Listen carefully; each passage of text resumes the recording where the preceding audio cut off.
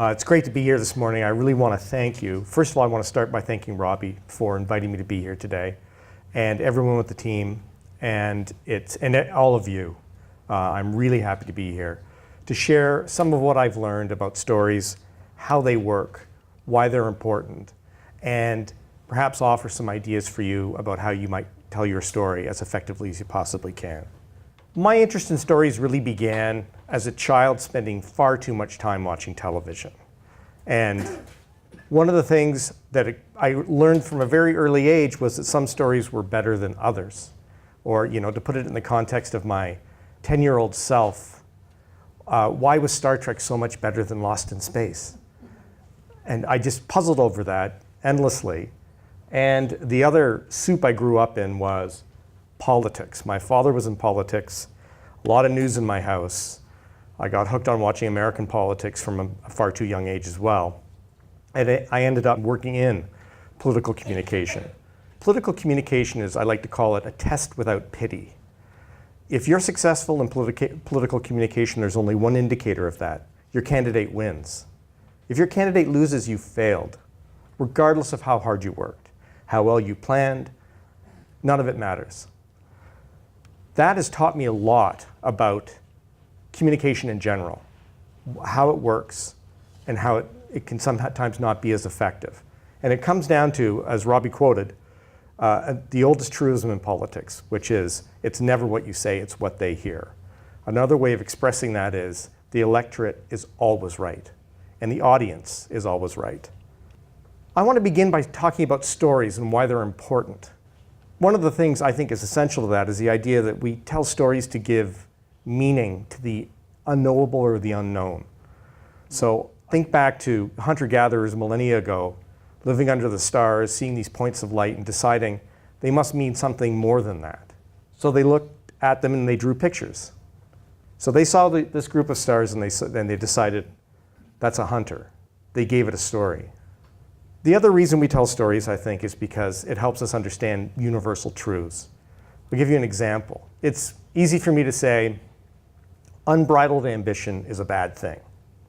Okay. But it's another for me to say, there was a Scottish general. His name was Macbeth. And he met some witches who told him, you're destined to be king. He went home and he told his wife that. And she said, that sounds pretty good. Maybe we could hasten that along a little bit. What's the worst that could happen? And it doesn't end well. So my initial statement didn't really have a lot of meanings, but telling that story makes the same point in a much more interesting and engaging way. The other idea behind storytelling is we experience what the ancient Greeks called catharsis. So it's the idea of purging emotions from yourself by experiencing them vicariously through a story you're watching. And this is one of my favorite quotes about storytelling from Joan Didion, the great writer of nonfiction and fiction. This is from her nonfiction book, The White Album. We tell ourselves stories in order to live. We look for the sermon in the suicide, for the social or moral lesson in the murder of 5. We interpret what we see, select the most workable of the multiple choices. We look up at the stars and we see a hunter. I'd like to talk a bit about understanding the audience, because that really is where everything begins and ends in presenting and storytelling. As a speechwriter, I can tell you I can't begin my work until I understand who the audience is. Like literally, who's in the room?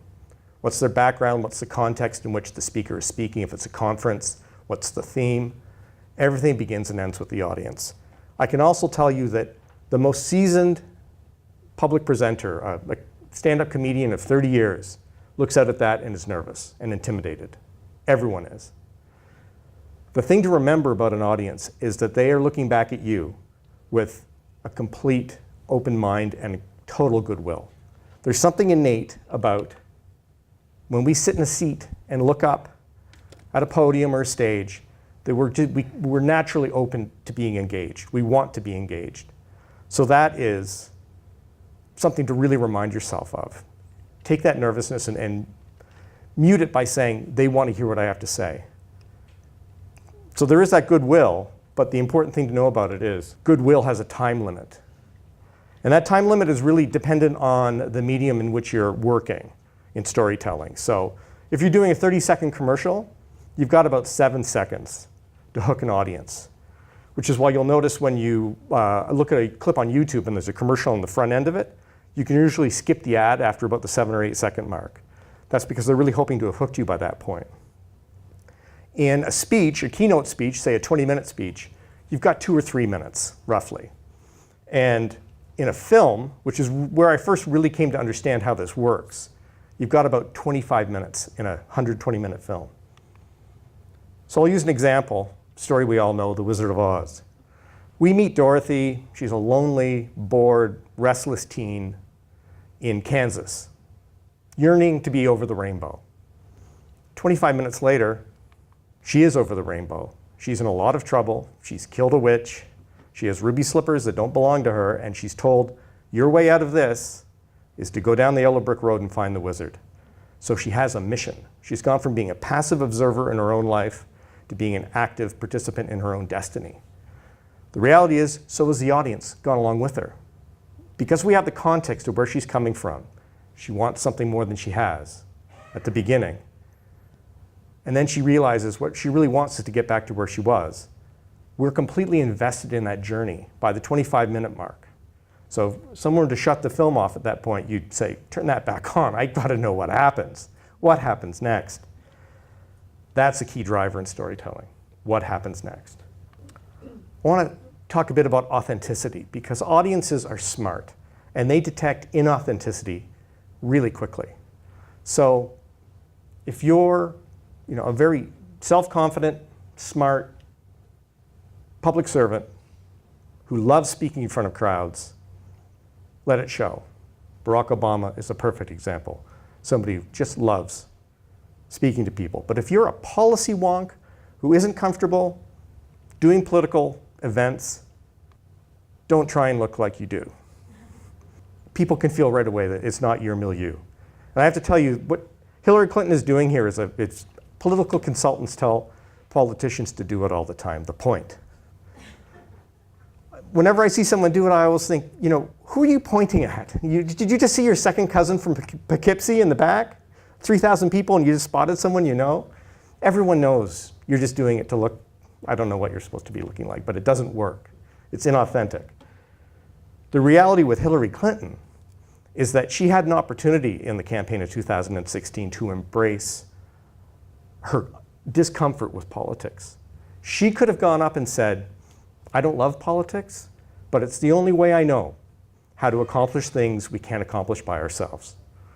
And I could be at home with my grandkids right now, but I'm here because I'm more concerned about the kind of world my grandkids are going to grow up in and the kind of world your grandkids are going to grow up in. If she had spoken like that every time she got up in front of a crowd, it would have been a very different election, I think. This is one of my key learnings out of my life in politics and in communication. Communicating does not equal connecting. The act of communicating doesn't mean you've communicated. When I say this to people who work as communication professionals, it makes their heads explode. They'll say, but we have our plan. We have a communications plan, and we won an award for it. It's like me saying, I worked really hard on this campaign. It doesn't matter if you lost, it didn't work. So the act of communicating doesn't mean you've connected with anyone. Another key is saying everything means you really end up saying nothing. The example I give here is when Hillary Clinton, not to beat up on her campaign, but it was a pretty flawed campaign, when she did her launch event, they decided to do it on Roosevelt Island in New York.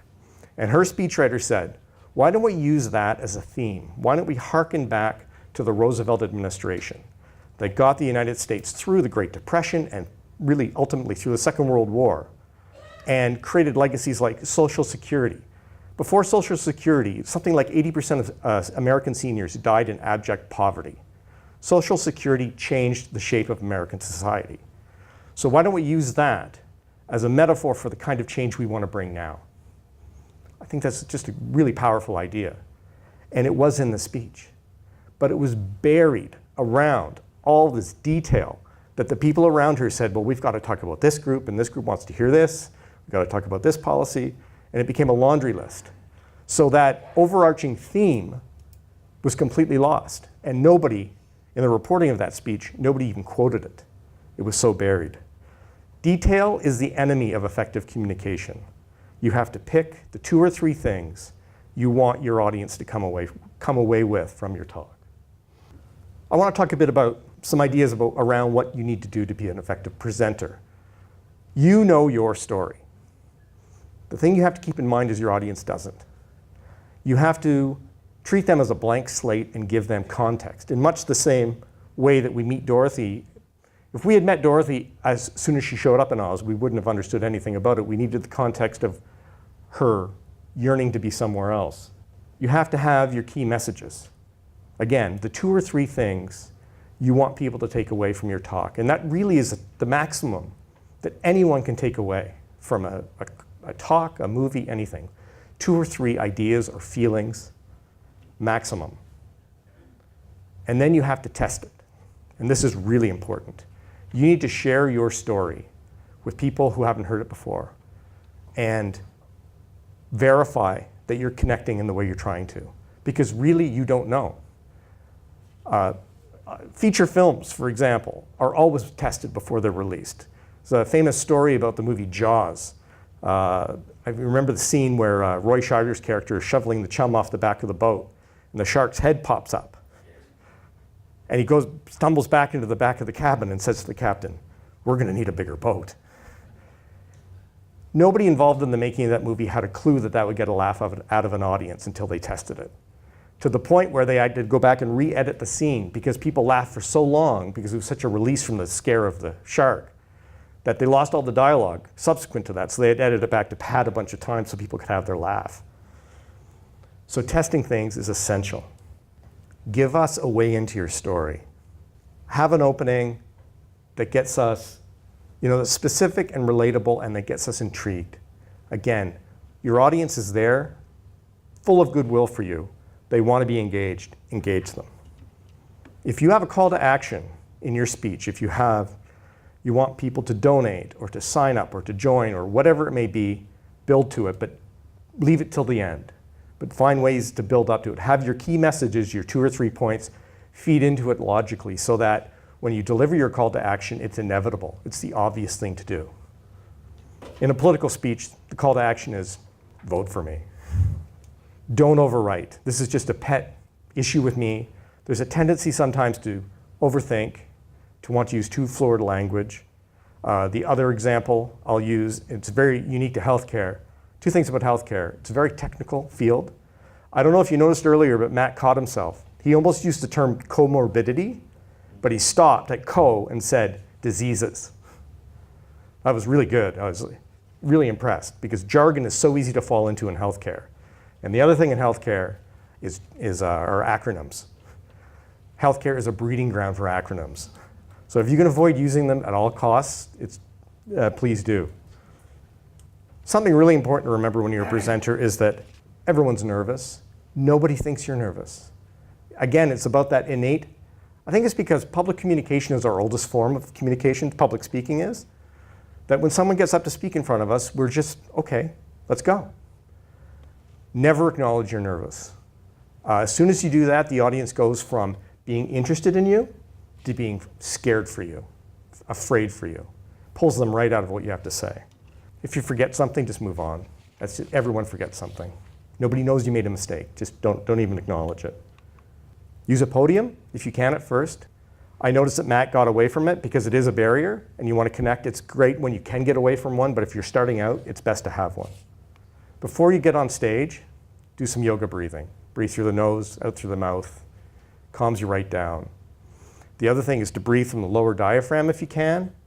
The reason why is because if you get nervous, you tend to breathe from the upper chest and your throat constricts and your voice gets reedy. So just do that, breathe in.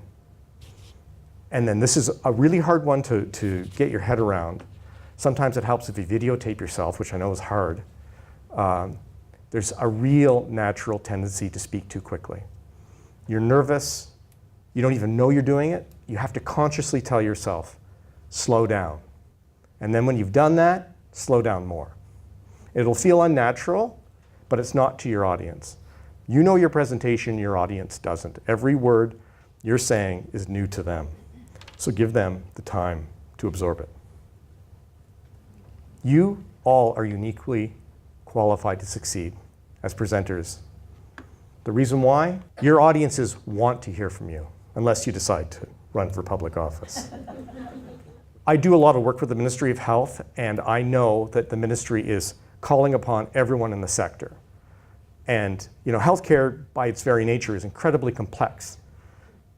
It's driven by specialties, so everyone's off in their specialty. And it's basic human nature that we're going to see our specialty as the most important. What the ministry is saying is, no. You need to look at everything you do from the point of view of the patient. The reality is patients don't care where their care comes from as long as they get the care they need, where they need it, when they need it.